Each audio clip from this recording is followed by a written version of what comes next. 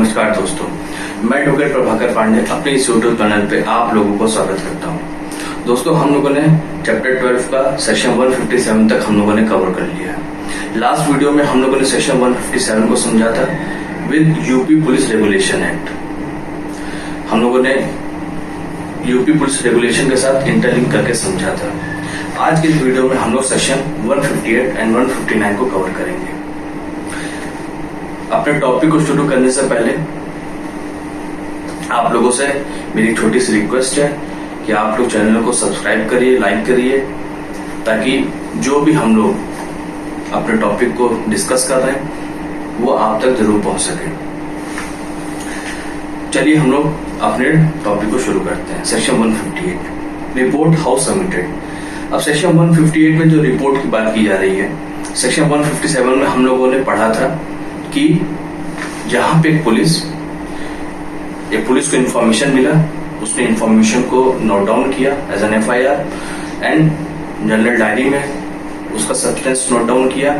उसके बाद एक पुलिस की जिम्मेदारी है, without any delay he has to send the copy of that substance of that information to the magistrate, the magistrate who has the power to take the cognizance. तो हम section 158 में उसी रिपोर्ट की बात कर रहे हैं। अब सेक्शन 158 बताता है कि वो रिपोर्ट मजिस्ट्रेट के पास कौन लेके जाएगा, कैसे भेजा जाएगा।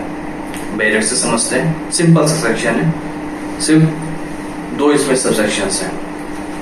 Subsection 1, every report sent to a magistrate under section 157 shall, if the state government so directs, be submitted through such superior officer of police as the state government by journal or special order appoints in that behalf। Simple सी बात कह रहा है कि state government के पास ये authority है कि वो जो भी सुपीरियर ऑफिसर को अपॉइंट कर रहा है, यानी जो भी सुपीरियर ऑफिसर को वो रिस्पॉन्सिबिलिटी दे रहा है कि आप उस रिपोर्ट को मजिस्ट्रेट के पास लेके जाएंगे, तो वही जो है उस रिपोर्ट को मजिस्ट्रेट के पास लेके जाएगा।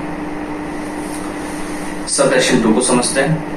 Such superior officer may give such instruction to the officer in charge of the police station as he thinks fit, and shall, after recording such instruction on such report, transmit the same without delay to the magistrate।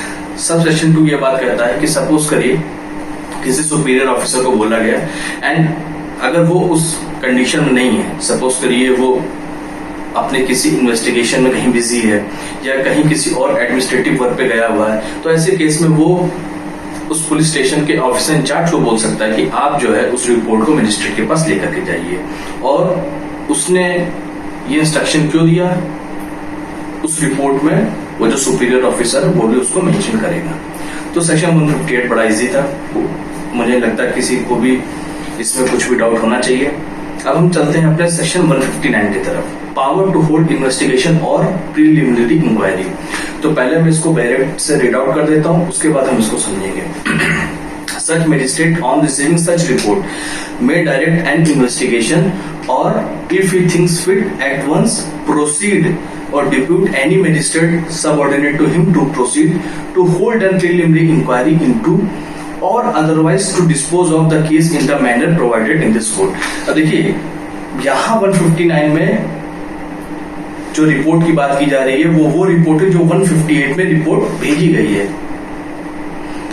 जो 158 में अभी हम लोगों ने देखा है कि जो रिपोर्ट मजिस्ट्रेट को जो सेंड किया जा रहा है, उस रिपोर्ट के ऊपर अब एक मजिस्ट्रेट को लगता है कि उसमें इन्वेस्टिगेशन होना चाहिए तो वो उस इन्वेस्टिगेशन का ऑर्डर दे सकता है।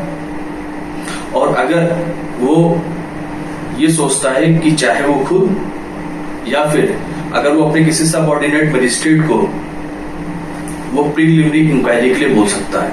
देखिए यहाँ पे जो वर्ड इस्तेमाल किया गया है, such magistrate on receiving such report, यहाँ जो सच रिपोर्ट वर्ड इस्तेमाल किया गया है, it means the first information report submitted under section 157 before investigation.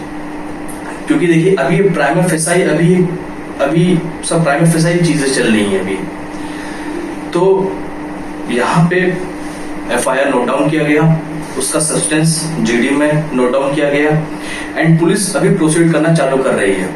So section 157 में वो रिपोर्ट सेंड करेगी, सेक्शन 158 में तरीका बताया गया। अब वो जो रिपोर्ट है वो मजिस्ट्रेट के सामने आ गया है।